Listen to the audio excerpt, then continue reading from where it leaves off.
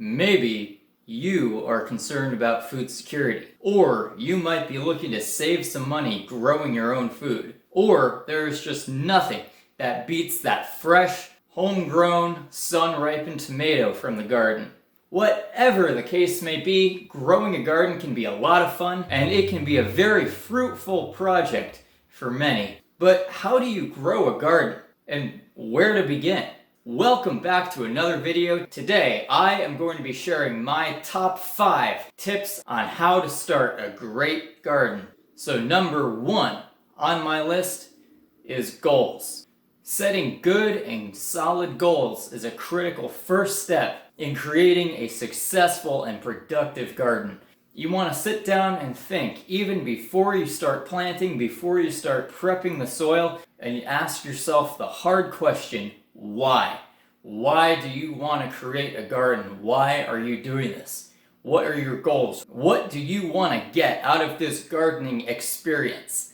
And you want to consider both short-term and long-term goals. What do you see this garden becoming in the next month, the next year, or the next 5 years, or even beyond that time frame? And remember too, gardening is not just about you, but it's also about your relationship with the environment around you. Yeah, maybe you want to set goals on what seeds to plant, how many of what type you want to get in the ground, goals in terms of harvest, how much food you want to get out of that plot of land. But also you want to think beyond that. Maybe set some standards, some goals for improving the soil, improving its fertility and its resilience. Maybe you want to consider composting or researching into companion plants. Maybe a short-term goal might even just be sitting down for 15 or 20 minutes each day for a week or two, or however long it takes, and plan out even just a section of the garden of plants that will work together. Because in many cases, for good and optimum soil health, it is critical to have a diversity of plant species in the garden.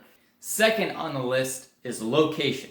Is your area of land in sun, in shade, in part sun, part shade? How many hours of sunlight does it get each day? Are there any allelopathic plants or trees in the area that may affect the growth of certain crops that you want to grow? Soil drainage, right? What type of soil do you have? Is it a loose, well-draining soil? Or is it more of a clay and heavy soil where water kind of pools up into puddles? And all of these factors you want to take into account when planning out what plants you want to grow in that garden or in that section of garden. Certain plants like drier soil, others prefer a more consistent moisture content.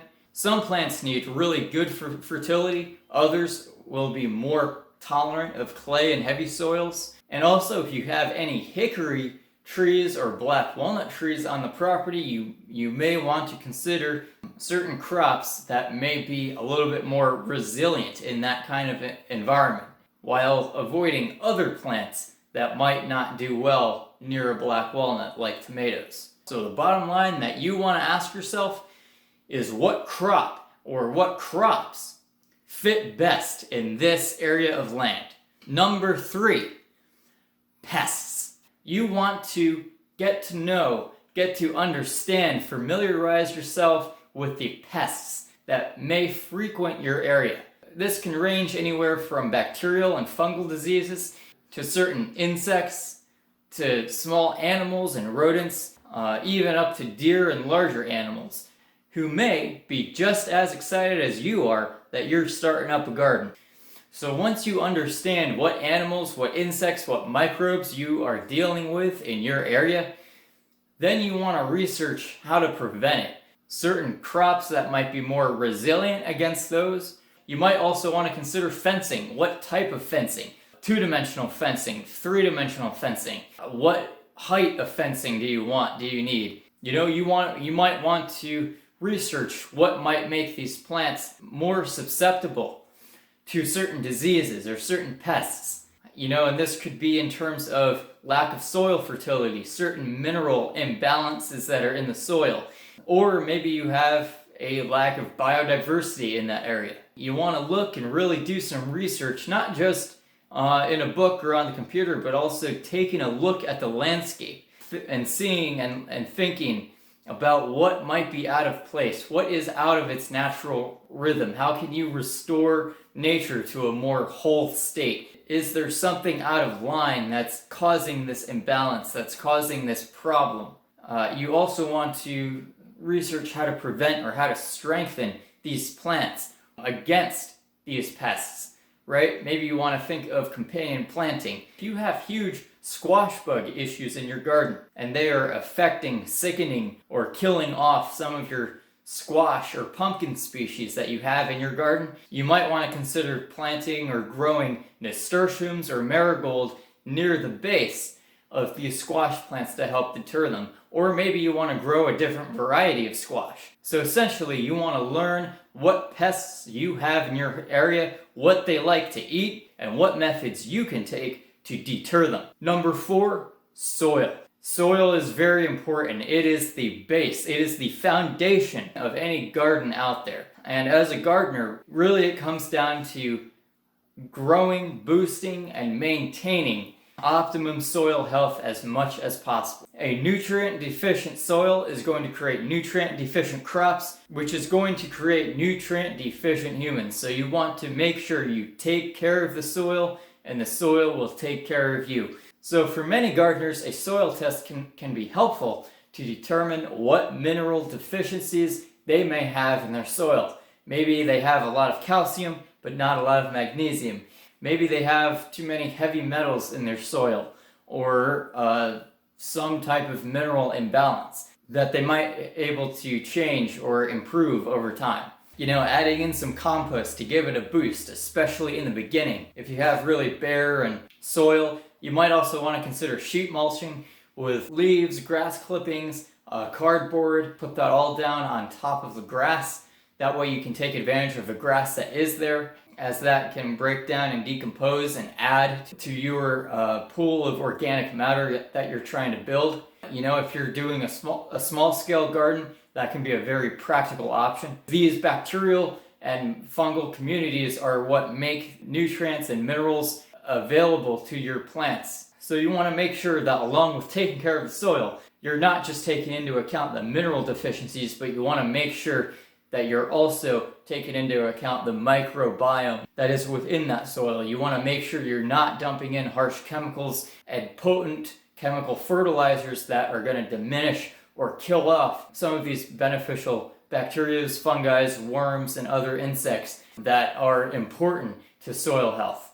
And number 5, start. It's easy to sit back and think about growing a garden. Think about what crops you want to grow, daydream about the harvests that you're going to get, and that can have its place. But it can also lead to procrastination, and the work that needs to get done doesn't get done. So you want to make sure to balance that with actually going out and getting your hands dirty, getting your hands in the soil, prepping some beds, planting some seeds in the ground. Even if you don't know what you're doing, by the end of the season, you will. But as long as you start and you plant some seeds, maybe you won't have a full understanding of gardening, but you will have a lot more knowledge, a lot more wisdom that you would not have if you didn't get out there and start.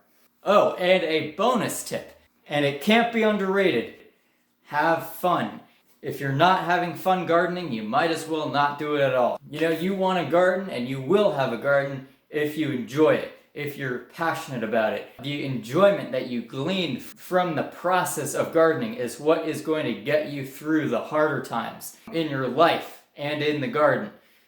You know, even if certain crops fail or succumb to disease, it's important to not get discouraged. Focus on the crops that are doing well. Think about or figure out why certain crops aren't doing well so that you can improve on your gardening practices the next season, so that maybe a wider range of crops that you grow can flourish in the future. In summation, before you do anything else, establish goals. Secondly, get to know your location. Third, get to know the pests and other potential problems that may be present in your area. 4, soil. Take care of your soil. Tons of soil are lost to rainfall and erosion. And a big part of that is due to some of our modern agricultural practices. So taking care of the soil is very important. And number 5 is start. Get out there and start gardening. Don't just sit back and think about the possibilities. Get out there and make them a reality. And to top it all off, have fun. Enjoy what you do. Think of the harvest as a gift, the plants that you're growing, the seeds as a gift, the soil and the land that you're growing them on as a gift, your life as a gift. Cherish it, enjoy it, learn all you can, share your knowledge, share what you learn, share your harvest with family, friends, and neighbors, so that you're not just growing the plants, but you're also growing a wider community and actively participating in it. Okay, so that will wrap up today's video. I hope you enjoyed it, and I hope that you find inspiration from this video to go out there and start your own garden, or you improve on the garden that you already have. And I hope this was helpful for you, and I look forward to seeing you in the next video.